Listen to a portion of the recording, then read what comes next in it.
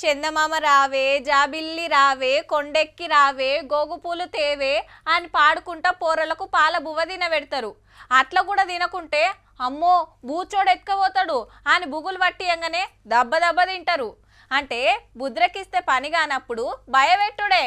జర్రంత అటు ఇటుగా గట్లనే ఉన్నది గీ కథ.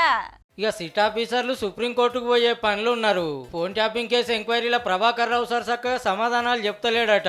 ఏమడిగినా నాకు తెలియదు, గుర్తులేదు. ఇప్పటికి 4-5 సార్లు విచారణకు వచ్చినా ట్యాపింగ్ ఎన్కమర్లు ఎవరున్నారు, ఆర్డర్ లేసిన వాళ్ళు ఎవరనేది బయట పెడతలేడు.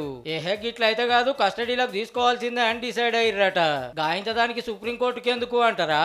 దేశం పెద్ద కోట్ల గదే ఆర్డర్ ఉన్నది, మరి సార్ని అరెస్ట్ చేయొద్దని. సర్కార్ మారంగానే అమెరికా పరారయిండు. అటెన్క సిట్ ఆఫీసర్లు నోటీసుల మీద నోటీసులు పంపినా తప్పులు లేదు. ఆగస్టు 5 వరకు అరెస్ట్ కాకుండా చూస్తాం, ఎంక్వైరీకి రావాలని జడ్జి సార్ ఆర్డర్ వేస్తే గట్ల అమెరికాకి వెళ్ళి హైదరాబాద్ లో అడుగు పెట్టిండు. చూడాలి మరి పెద్ద కోర్టు ఏం డిసైడ్ చేస్తుందో, ట్యాపింగ్ కేసులో ఫైనల్ గా ఏం తేలుతుందో.